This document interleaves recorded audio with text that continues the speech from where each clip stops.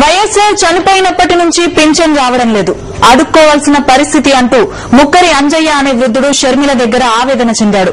రంగారెడ్డి జిల్లా ఆగపల్లిలో జరిగిన రచ్చబండలో ఓ వృద్ధుడు షర్మిలకు చేతులెత్తి దండం పెడుతూ తనను ఆదుకోవాలని కోరారు.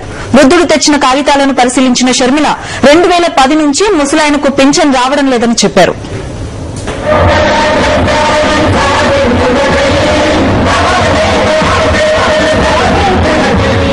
ఇదిగో ఈ వృద్ధుణ్ణి చూడండి, వణుకుతున్న చేతులు కాళ్లు, నడవలేని పరిస్థితి.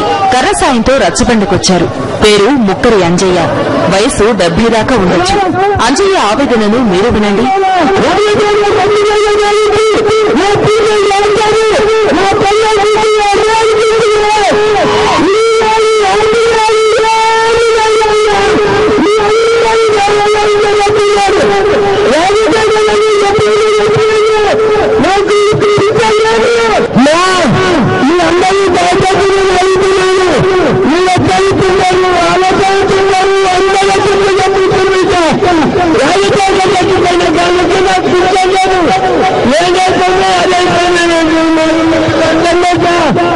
అంజయ్య ఆవేదన విన్న షర్మిల ఈ పాపం రాష్ట్ర ప్రభుత్వానికి తగులుతుందంటూ మండిపడ్డారు.